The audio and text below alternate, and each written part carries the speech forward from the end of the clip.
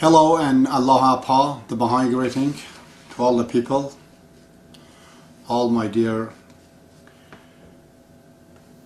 human beings, fellow human beings all around the world. Time is about 1:07 today, 30th of April. I spoke last night about the spiritual detachment and renunciation. That's basically, it was a part of cleansing inside, detoxifications, detoxifying the soul, the mind from so many unwanted things, irrelevant matter. Today I'm going to speak of a mechanism that will actually help us to do the same thing. In a religion of Islam, it has been called taqwa, which means really the virtue or piety, let's say God-fearing. In Baha'i faith, baha'u'llah in a tablet in Persian, I didn't say it's an English translation, that he used the word haya, which means the sense of shame. He says God has made this sense in human being that it stops him from doing bad things. It makes him aware of it. And it's like translation in English would be sense of shame. And Abdullah, same thing. He talks in Mahmud Diary, I think it's translated. I didn't have time to go find exact quotation.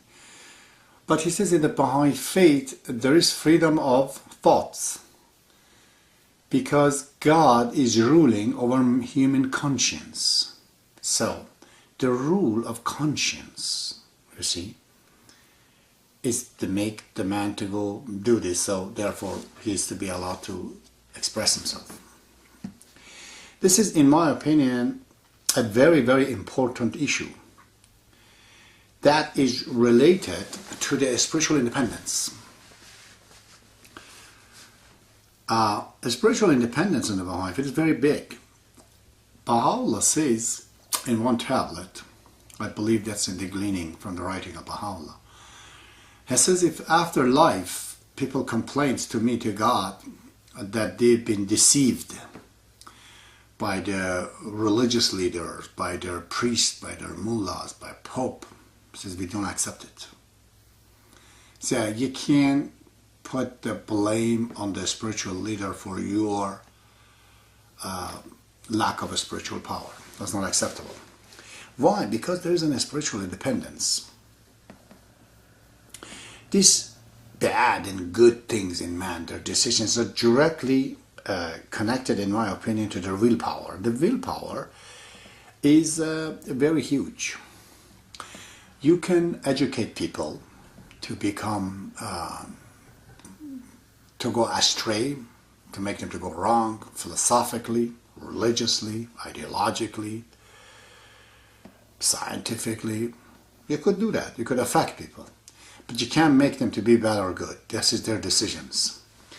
It seems that the willpower that God is given to the individual, that's very huge. I always say the difference between man and God is only time, because of the willpower that God has created the universe. So we have the same willpower that we turned his nature into a car, into a building.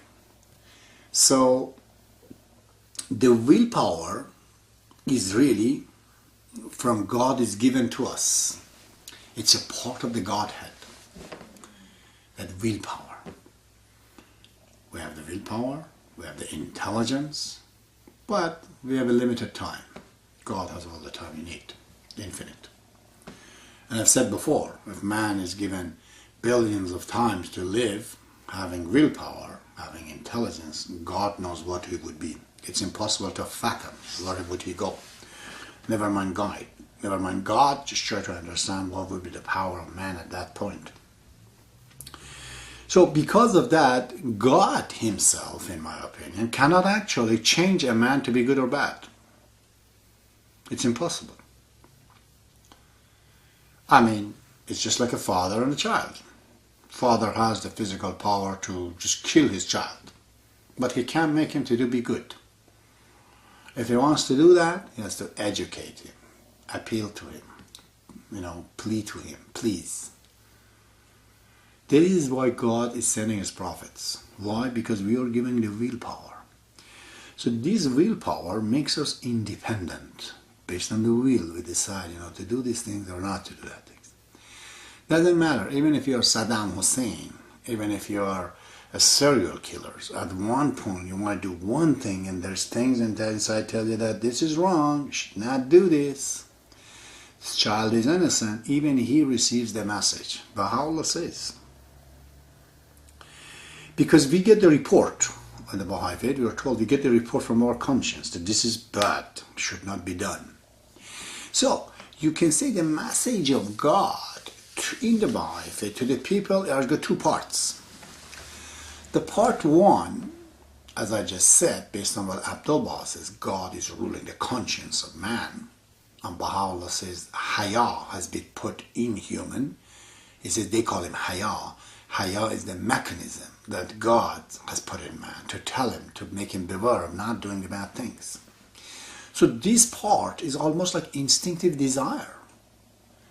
God, nature of God, the creation of God, has brought us with a message, built-in message. Just like animals. The messengers of the animals are in them. It's a built-in message. They come up like a short circuits. They have to do this and do that. As intelligent as it seems, it's just like a disk that it keeps repeating itself. The original man would never been as smart as a beaver who makes the dam. Because man comes plain. He has to fill up the file himself. But beaver comes with a plan. With a CD is put in it. But he never progresses. He just keeps repeating the same thing. So the willpower and the thinking power that's manifested through the animals is through a program that they come with it in the nature. We can't call that intelligence. Intelligence is that you create your own, a method by which you become, you write everything yourself. You don't come with it. However, in the spiritual realm, it seems that man is made by God. This part of the message of God comes in him because people would have this relationship to God to tell him, hey, this is bad, don't do it. The second part is the important part. What do we do about it? What's the right things to do? That part is the responsibility of the messenger or manifestation of God, which is God himself in a computer, and it's religion. So, in other words, everyone has to know and see and recognize that the wall is crooked. If you don't see that, you're blind. But how to fix this wall, how to make it straight, that's a different thing. So, in Islam, the very first, it says that this is that book. It doesn't say this is the book. It says that is the book. That. No doubt. No doubt, it says. It's a guidance. For those who are, in Arabic it says, lil muttaqin, for muttaqin. Muttaqin means God-fearings. Those who fear God. What's that? It's a reference to the immediate second part of the Islam. The first part is Nabuwwat, which is messengerhood. The second part is Velayat, which is guardianship. In this verse, God says, if you understand that the system is wrong, because it was the time of the one of the Umayyad, the first one I think, is Muawiyah. This bastard, he fought with Imam Ali, who was the true successor of Muhammad, and people saw this guy is against Islam. His son was drinking, alcohol even. They're totally, under influence of the Greek philosophy. And he rebelled against Ali, and the successor of Muhammad, and managed actually, finally, through, assassination, assassinated Imam Ali. So God says, if you understand what's wrong, you're God-fearing, you know it, then that book, which means Imam Ali, will guide you. But first of all, you have to know the situation is bad. If you think it's good, all good, you'll never get guided. You have to know what's wrong. In the Baha'i faith is many times, baha'u'llah says, if you don't have pain, don't come here even.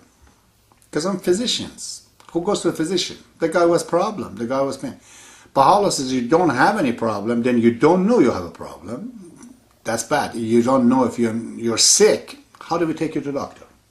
How would you ever go to any doctor if you think you're not sick? But if you know you're sick, you're not happy, the problems, baha'u'llah says, come here. But you gotta have that. You have to realize that you're sick. He doesn't say that you ought to know the medicine. No. He says that's my job. I am divine physician. But if you don't know you're sick, you're that bad, you're that oblivious, I can't help you, sis. Don't come with me if you're not paying. So, we can see this guardianship, which was the second year of Islam. It is right there in the Baha'i faith too. Shoghi Effendi says, Baha'i faith, the truth of the Baha'i faith is relative. It's a relative truth. It'll change. Relative to other things is correct. But relative to the future message of God, would that be wrong? So this is right for today, basically. Relative to other ideologies, Baha'i faith is the truth. So universal laws of justice is a part of the system. It's a part of the Baha'i faith. So it carries a relative truth. It doesn't have the truth. Okay? The message of God, the guidance in this case, it comes from where? From the guardians. In the Baha'i faith, we do not believe the message of God goes to the universal laws of justice directly. It is not. Shoghi Effendi says this message comes from Baha'u'llah to the people who are choosing. And they're always there. One at least in the planet. In my opinion, many. As it's required. God will have to continue, He's building up. Guardians are almost like patches, like Microsoft sends patches, there's a problem, it sends a patch to correct their Windows, receive the patch.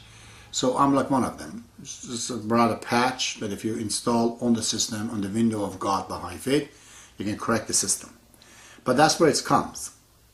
So, therefore, universal laws of justice, when we say it is infallible, it's a relative issue.